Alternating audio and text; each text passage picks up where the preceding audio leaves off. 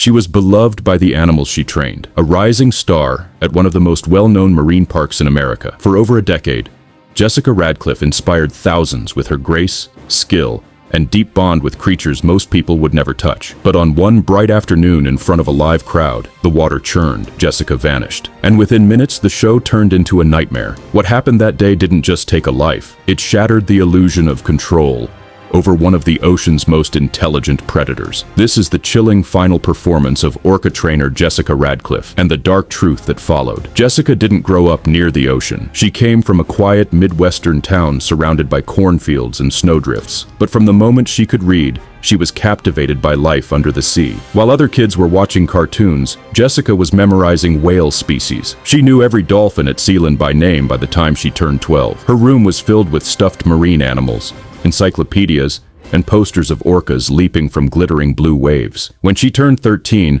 her parents drove her over 1,000 miles to Florida just so she could visit Sealand, one of the country's largest marine parks. That day, she saw an orca up close for the first time, and something inside her changed. It wasn't just awe, it was connection. She didn't just want to see these animals, she wanted to belong with them. By her 20s, Jessica was working behind the scenes at Sealand, not in the spotlight, but scrubbing buckets and shadowing trainers. She studied orca behavior obsessively, not just commands, but moods, patterns, subtle shifts in body language. Co-workers described her as driven, kind, and most of all, completely dedicated. It wasn't long before she rose through the ranks, eventually becoming a senior trainer. Jessica specialized in behavioral enrichment, helping orcas and dolphins thrive in confined spaces by stimulating their minds. She believed that trust could be earned with even the most unpredictable animals, not through dominance, but through understanding. And that belief would be tested. Before he was known as Titan, he was just a calf, swimming through the icy waters off Iceland. In 1983, he was only 2 years old when boats came. His pod scattered,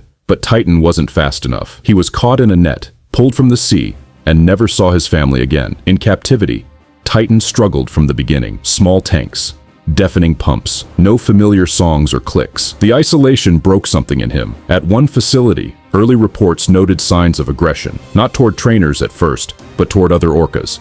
He didn't blend in. He lashed out. He was kept alone for long periods. Then, in 1991, tragedy struck. During a routine session, a young female trainer slipped into his pool. Witnesses say Titan approached and pulled her under. By the time help arrived, it was too late. Her death was ruled an accident. Officials claimed they couldn't prove intent, but among trainers, quiet conversations began. And still, Titan was moved again. This time, to Sealand. Titan became the park's star attraction. He was massive, graceful, the centerpiece of every show. But behind the curtain, concerns grew. Trainers reported him ignoring commands, refusing food, acting unpredictably. Internal memos were filed. Red flags waved. Jessica saw something else. She believed Titan could be reached, not just managed, but understood. She volunteered to work closely with him. She took time others wouldn't. She built routines around his needs, not just the show schedule. And for a while, it worked. They built trust. Audiences cheered. The danger, if it was still there, faded into the background, until the day it didn't. Before we continue with the rest of Jessica's story, make sure to like this video, share it with others who need to hear about the truth behind these tragic events, and leave a comment below with your thoughts. Your feedback helps us keep sharing stories that matter. It was a warm February afternoon. The stadium was packed with families and tourists, kids waving souvenir towels, music blaring, staff on radios, just another orca show. Jessica was set to perform the final segment, a choreographed routine with Titan she'd done dozens of times. Titan surfaced on cue. Jessica gave the signal. He leapt, spun, landed in a sparkling wall of water. The crowd erupted. Everything was going exactly as planned, until she got too close. In a moment no one could predict, or maybe someone could, Titan lunged. His jaws snapped shut around Jessica's ponytail, and then he yanked her into the water. At first, the crowd thought it was part of the act. A dramatic dive, maybe a rehearsed trick. But seconds passed, then minutes. Jessica wasn't surfacing, and Titan wasn't letting go. He began thrashing violently, dragging her through the water like a rag doll. Trainers on deck launched into emergency mode. Nets were deployed.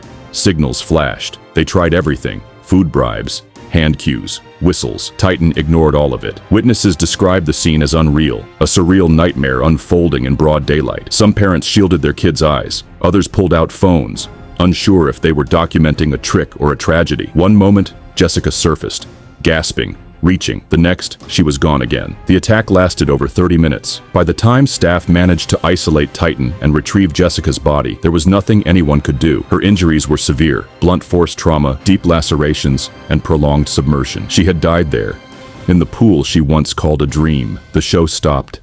Sirens rang.